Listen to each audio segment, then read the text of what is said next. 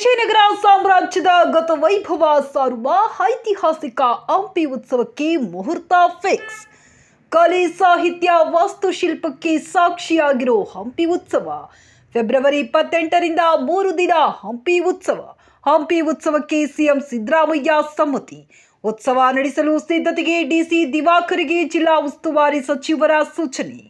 ಹಂಪಿ ಉತ್ಸವ ನಡೆಸಲು ಉಸ್ತುವಾರಿ ಸಚಿವ ಜಮೀರ್ ಅಹಮದ್ ಸಿಎಂ ಸೂಚನೆ. ಫೆಬ್ರವರಿ 28ರಂದು ಮುಖ್ಯಮಂತ್ರಿ ಸಿದ್ದರಾಮಯ್ಯವರಿಂದ ಹಂಪಿ ಉತ್ಸವ ಉದ್ಘಾಟನೆ.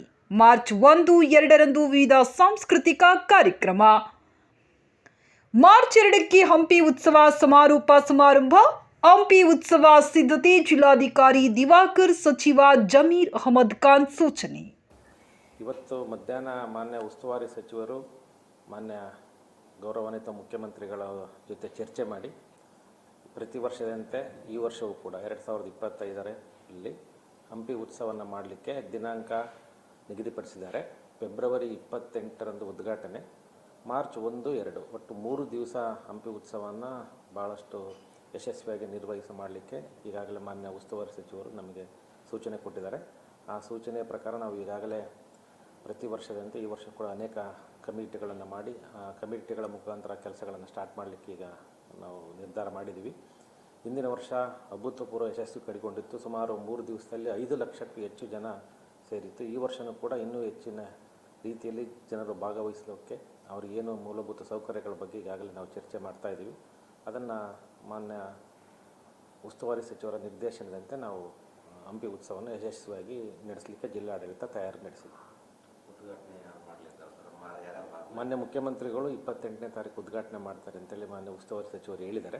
ಉಳಿದಂತೆ ಯಾವ ಗೆಸ್ಟ್ಗಳು ಬರ್ತಾರೆ ಅನ್ನೋದನ್ನು ಉಸ್ತುವಾರಿ ಸಚಿವರು ಮತ್ತು ಸ್ಥಳೀಯ ಶಾಸಕರ ಜೊತೆ ಮತ್ತು ಈ ಜಿಲ್ಲೆಯ ಎಲ್ಲ ಶಾಸಕರ ಜೊತೆ ಚರ್ಚೆ ಮಾಡಿ ಪ್ರೋಟೋಕಾಲ್ ಪ್ರಕಾರ ನಾವು ಯಾರ್ಯಾರು ಗಣ್ಯರನ್ನು ಕರಿಬೇಕು ಅನ್ನೋದನ್ನು ನಿರ್ಧಾರ ಮಾಡ್ತೀವಿ. ಪ್ರತಿ ವರ್ಷದಂತೆ 4 ವೇದಿಕೆ ಇರುತ್ತೆ. ನಾವು ಹಿಂದಿನ ವರ್ಷ ಕೂಡ ಸುಮಾರು 99%ಗಿಂತ ಜಾಸ್ತಿ ಕನ್ನಡನೇ ನಾವು ಆಯ್ಕೆ ಮಾಡಿದ್ವಿ. ಈ ವರ್ಷವೂ ಕೂಡ ಅಷ್ಟೇ 100ಕ್ಕೆ 100ರಷ್ಟು ಕನ್ನಡದಲ್ಲೇ ನಾವು ಕನ್ನಡ ಕಲಾವಿದರಿಗೆ ನಾವು ಸಹಾಯ ಮಾಡ್ತೀವಿ. ಅವರಿಂದನೇ ನಾವು ಉತ್ಸವಗಳನ್ನು ಆಚರಿಸ್ತೀವಿ. ಮತ್ತು ಜೊತೆಯಾಗಿ ಸ್ಥಳೀಯ ನಮ್ಮ ಕನ್ನಡ ಕಲಾವಿದರಿಗೆ ನಾವು ಅವಕಾಶ ಕೊಡ್ತಾಯಿದ್ದೀವಿ. ಹಿಂದಿನ 3 ವರ್ಷದಲ್ಲಿ ಹಂಪಿ ಉತ್ಸವದಲ್ಲಿ ಮಾಡದೇ ಇರ್ತಕ್ಕಂಥವ್ರಿಗೆ ಮತ್ತು ಈ ವರ್ಷ ಅವಕಾಶ ಕೊಡ್ತೀವಿ. ಯಾಕಂದರೆ ಹಿಂದಿನ ವರ್ಷ ಕೊಟ್ಟವ್ರಿಗೆ ಮತ್ತು ಈ ವರ್ಷ ಕೊಡೋದಿಲ್ಲ. ನಾವು 3 ವರ್ಷದಲ್ಲಿ ಮಾಡದೇ ಇರತಕ್ಕಂಥ ಕಲಾವಿದರಿಗೆ, ಸ್ಥಳೀಯ ಕಲಾವಿದರಿಗೆ 3 ವೇದಿಕೆಗಳಲ್ಲಿ ಅವಕಾಶ ಕೊಡಬೇಕು ಅಂತ ನಾವು ನಿರ್ಧಾರ ಮಾಡಿದ್ದೀವಿ. ಒಂದು ವೇದಿಕೆಯಲ್ಲಿ ನಾವು ಸೆಲೆಬ್ರಿಟಿಯನ್ನು ಕರೆಸಿ ಪ್ರತಿ ವರ್ಷದಂತೆ ಅದ್ದೂರಿಯಾಗಿ ಆಚರಣೆ ಮಾಡ್ತೀವಿ. ಅದನ್ನು ಈಗ ನಾವು ಕಮಿಟಿನಲ್ಲಿ ಮಾನ್ಯ ಉಸ್ತುವಾರಿ ಸಚಿವರು ಸ್ಥಳೀಯ ಶಾಸಕರೊಂದಿಗೆ ಚರ್ಚೆ ಮಾಡಿ ಅದನ್ನು ನಿರ್ಧಾರ ಮಾಡ್ತೀವಿ. ಧ್ವನಿ ಬೆಳಕು ಈ ಯಥಾಸ್ಥಿತಿಯಲ್ಲಿರುತ್ತೆ. ಅದು ಯಥಾಸ್ಥಿತಿ ಇರುತ್ತೆ. ಸ್ಥಳೀಯವೇ ಹೊಸದೇನಿಲ್ಲ. ಸ್ಥಳೀಯರಿಗೆ ಕುರಿ, ಹಸು ಸಾಕೋದು, ನಾಯಿ ಸಾಕೋದು ಇವೇ ಸ್ಥಳೀಯವಾಗಿರ್ತವೆ. ಈ ರೀತಿ ಸ್ಥಳೀಯ ಚಟುವಟಿಕೆಗಳಿಗೆ ನಾವು ಹೆಚ್ಚಿನ ಪ್ರೋತ್ಸಾಹ ಕೊಡ್ತೀವಿ. ಫಸ್ಟ್ ಟೈಮ್ ಮಾಡಿದ್ವಿ. ಅದೇ ರೀತಿ ಸ್ಥಳೀಯರಿಗೆ ಅನುಕೂಲ ಆಗೋ ರೀತಿಯೇ ಈ ಉತ್ಸವಗಳು ನಡೆಸ್ತೀವಿ. ಸ್ಥಳೀಯ ಕಲಾವಿದರು ಮತ್ತು ಸ್ಥಳೀಯ ರೈತರು, ಸ್ಥಳೀಯವಾಗಿರ್ತಕ್ಕಂಥವ್ರಿಗೆ ಏನು ಅವಶ್ಯಕತೆ ಇದೆ ಅದನ್ನು ಗಮನದಲ್ಲಿರಿಸಿ ನಾವು ಆಚರಣೆಯನ್ನು ಮಾಡಲಿಕ್ಕೆ ಸಿದ್ಧವಾಗಿದ್ದೀವಿ. ಅದು 60 ಕೋಟಿನಲ್ಲಿ 25% KKRDB, ಅಂದರೆ 20 ಕೋಟಿ KKRDBನಲ್ಲಿ 40 ಕೋಟಿ ಟೂರಿಸಂ ಡಿಪಾರ್ಟ್ಮೆಂಟಲ್ಲಿ ಕೊಡಬೇಕು ಅಂತ. ಅದರಲ್ಲಿ ಮುಖ್ಯವಾಗಿ ಅವರು ಸರ್ಕಾರದ ಆದೇಶದಲ್ಲಿ ಮಾಡಿರ್ತಕ್ಕಂಥದ್ದು ಧ್ವನಿ ಮತ್ತು ಬೆಳಕು ಮತ್ತು ಡಾರ್ಮಿಟ್ರಿ ಮಾಡಬೇಕು ಅಂತ ಬಂದವರಿಗೆ, ಯಾತ್ರಿಕರಿಗೆ ಉಳ್ಕೊಳ್ಳಿಕ್ಕೆ.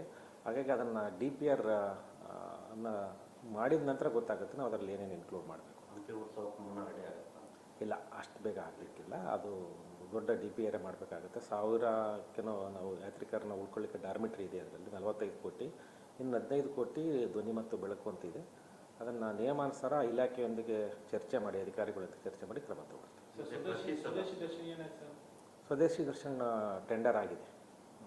ಇನ್ನೊಂದು 15 ದಿವಸದಲ್ಲಿ ಟೆಂಡರ್ ಕ್ಲಿಯರ್ ಆಗುತ್ತೆ. ಟೆಂಡರ್ ಕರೆದಿದ್ದಾರೆ ಸ್ವದೇಶಿ ದರ್ಶನಲ್ಲಿ. ಸ್ವದೇಶಿ ದರ್ಶನ್ 2ನಲ್ಲಿ ಟ್ರಾವೆಲರ್ಸ್ ನೋಕು, ಅದರಲ್ಲಿ ಟಾಯ್ಲೆಟ್ ಇರುತ್ತೆ, ಶವರ್ ಇರುತ್ತೆ, ಕಾಫಿ ಡೇ ಇರುತ್ತೆ, ಫೀಡಿಂಗ್ ರೂಮ್ ಇರುತ್ತೆ.